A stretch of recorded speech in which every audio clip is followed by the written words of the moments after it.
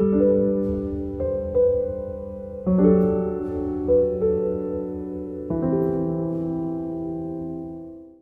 Everyone, আমার একটি নতুন ভিডিওতে তোমাদের সকলকে জানাই অনেক স্বাগত। আশা করি তোমরা সকলে খুব ভালো আছো আর আমিও খুব ভালো আছি। আজকের বারটা মঙ্গলবার আর এখন বাজে সকাল 9:30। আজকে আমি বানাচ্ছি একটু লুচি খেতে আমি খুবই ভালোবাসি, আর অরিন্দম খেতে একদমই পছন্দ করে না। একদমই না, মানে মাঝে মধ্যে হয়তো খাই, কিন্তু সেরকম ওর পছন্দ নয়।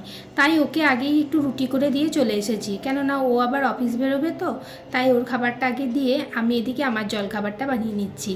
এখানে লুচির আটাটা আমি মেখে নিয়েছি, মানে আটা দিয়েছি আর ময়দাও দিয়েছি, আর তারপরে একটু নুন, একটু চিনি আর অল্প একটু তেল দিয়ে ভালো করে মেখে নিয়েছি।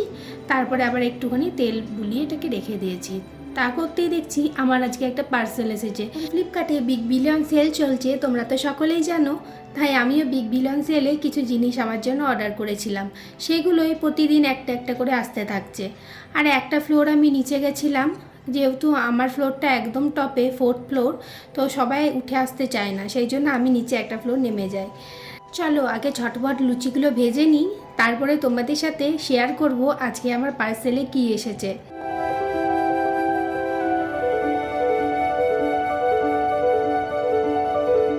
আমি এখানে লুচির 5টা লই করেছি, কিন্তু আমি ভেজেছিলাম 4টে, কেননা লুচিগুলো একটু বড় বড় হয়েছিল সেই জন্য।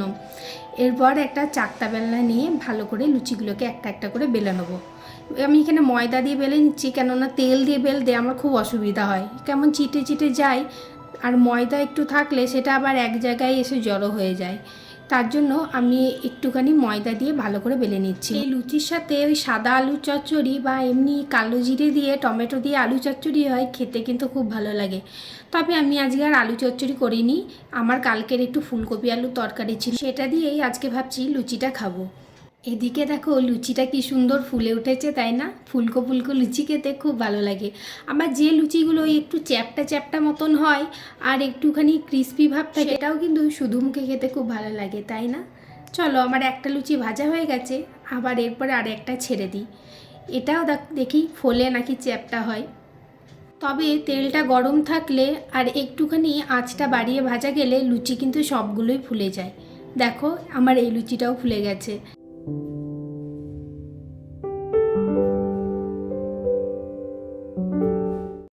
ব্যাস, আমার আজকে লুচি ভাজা হয়ে গেছে, আর 4টে লুচি দেখো একদম ফুলকো ফুলকো হয়েছে। আর এখানে আমি একটু ফুলকপি আলুর তরকারি নিয়ে নিচ্ছি, যেটা আমি বানিয়ে রেখেছিলাম আগের থেকেই। তো এটাই আজকে আমার ব্রেকফাস্টে ছিল, লুচি আর ফুলকপি আলুর তরকারি।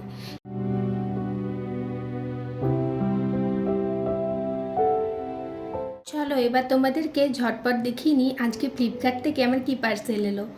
এই একটা টপ আমি অর্ডার করেছিলাম, এটাই আজকে এলো। এটা বিগ বিলিয়ন ডেতে আমি বেশ অনেক টাকায় কমেই পেয়েছি এটা। তোমরা কমেন্ট করে জানিও টপটা কেমন হয়েছে দেখতে, আর এর কাপড়টাও বেশ সুন্দর ছিল কিন্তু।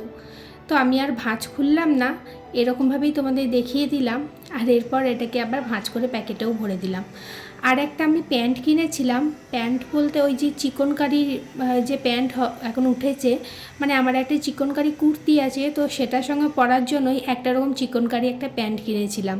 তো সেটা অলরেডি আমি পার্সেলটা খুলে ফেলেছি কালকেই, তো তাও তোমাদের সাথে আমি সেটা একটু শেয়ার করে নিচ্ছি।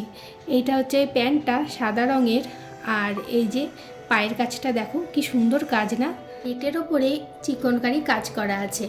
আর প্যান্টটা একদম কটনের ওপর, আর স্ট্রেচেবেলও আছে, দেখো পরেও কিন্তু খুব আরাম, আমি পরে দেখেছি এটা।